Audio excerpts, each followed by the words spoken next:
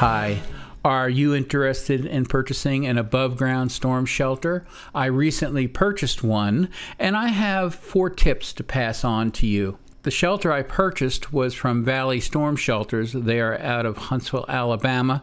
I believe they deliver multi-state. But the tips I'm going to provide you are generic no matter who is going to provide you the shelter. Things to think about before you sign on the dotted line and during installation. So here we go. The first tip is understand what the attachment plan is and what the limitations of the plan are. And what do I mean by that? I mean, there's 2 parts to an above ground shelter. There's the shelter itself, then there's how it's affixed to your concrete slab.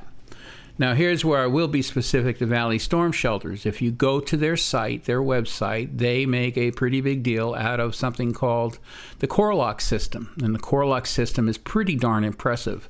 There are 4 large, I think they're like 7-inch diameter columns that go down several feet into the earth to really secure the shelter down, plus a bunch of little attachments that go around the edge. And they make a big deal out of this, and it was probably the reason I went to them. So that's how I thought it was going to be attached. But when they showed up to attach it, they said they couldn't use the Corelock system after some testing of my concrete. So my first point to you, and this is important, is not so much about Valley Storm Shelters as it is about any storm shelter provider, and that is understand what the limitations of the attachment system are. In the case of Valley Storm Shelters, there was 2 limitations. The first one was the concrete slab could be no thinner than a certain number and no thicker than a certain number. Now, I don't remember those specific numbers, but my concrete was a little bit over 7 inches, and they said that was too thick. They would be unable to go through the slab. There was a second criteria that I never got to because I didn't pass the first one, and that is if they are core drilling through your slab and they hit rebar, then they cannot use their attachment system. So here's my point in giving you this description. My point is understand what the attachment system is and what the limitations are and any criteria that your slab or your structure must provide in order for them to use their attachment system. And then if they can't use that attachment system, if they have any alternate attachment systems, get them to define that. I'll give you an example of how I failed in asking that question. When they couldn't use the Corelock system, the technicians said, but don't worry, we have an alternative FEMA-approved method of attaching, and we're going to use 13 attachments that just go into the concrete. They don't really go deeper than the concrete. And they attach, and they are almost as good as the Corelock system. And I said, great, okay, let's go with that. The next day, I pulled the rug out. There's a rug in there, and I noticed there was only 12 attachments. There wasn't 13. Now, had the attachment plan been written out ahead of time, then it would have been real easy to go back to the company and say, well, you're supposed to give me 13 or you're supposed to give me 12, whatever the case may be. So, first tip, very important. What is the attachment plan and what are the limitations? The next 3 tips are going to go by quick because they're not quite as complex. And that is have an install by date on your contract before you sign the contract. How long is it going to take to get this thing installed? We know that during these times of COVID, things take longer. But whatever a reasonable estimate is, make sure that's in writing. Number 3. When they're installing this thing, it's okay to stand there and watch them. I normally don't stand behind workers out of respect to watch what's going on. But a shelter is too important. You got to know how the thing was installed, and you got to have an understanding along the way. So I suggest, don't get in the way of the workers, but I do suggest you stand there and watch.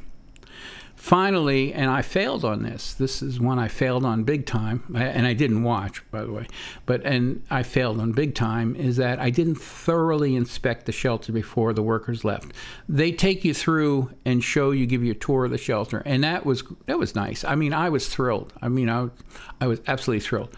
what I didn't do was pull the rug out. And as I mentioned earlier, the next day when I pulled the rug out, there was actually just 12 attachments and not 13. And that caused some stomach acid, if you will.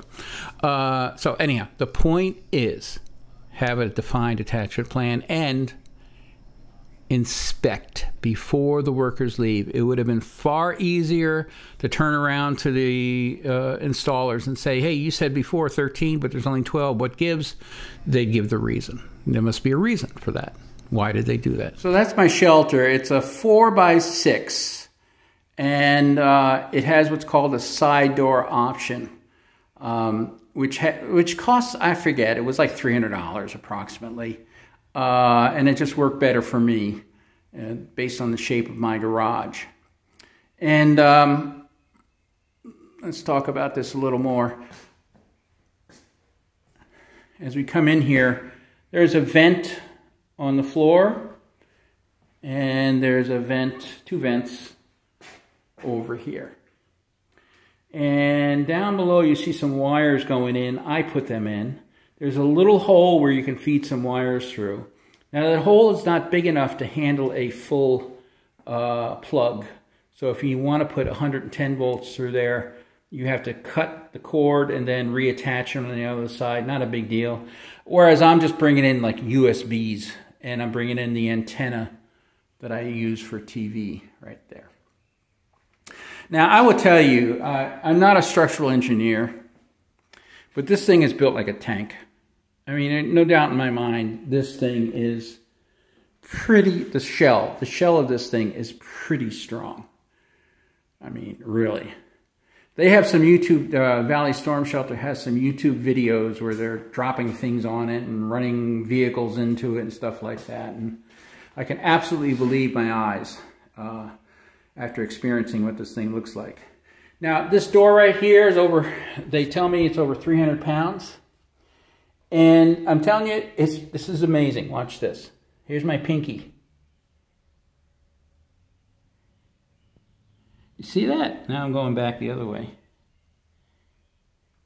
Hardly any effort at all. It's so easy to open up. Anybody, even a frail person, could open this and push this in. Now notice it has a deadbolt lock right there. If you want to use your shelter to store valuables, you can do that. It comes with a couple keys.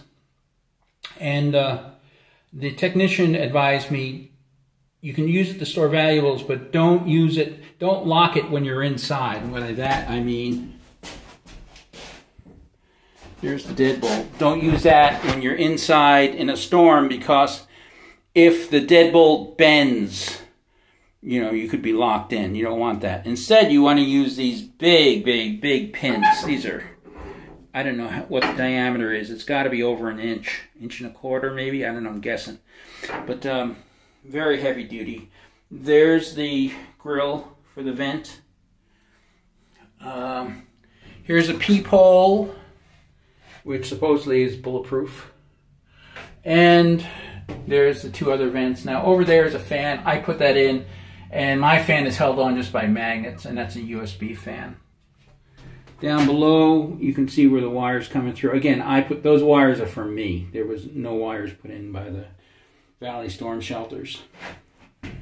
On the bottom, you see those boxes. Those are for buggies. I put them in. But you can see the attachment points.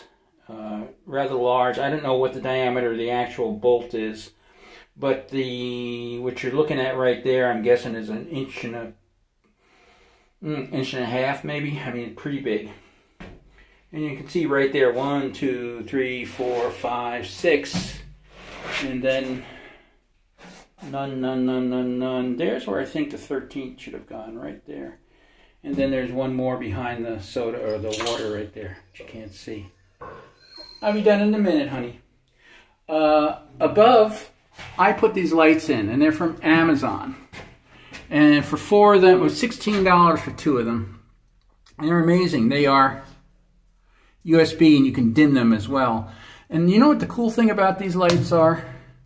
It comes like this. It comes with a magnet. And of course, this is metal. So it just sticks up there. Really works great. I'm really happy. I can't, again, I'm not an engineer and I can't comment structurally, but other than this thing just looks like it's built well to me.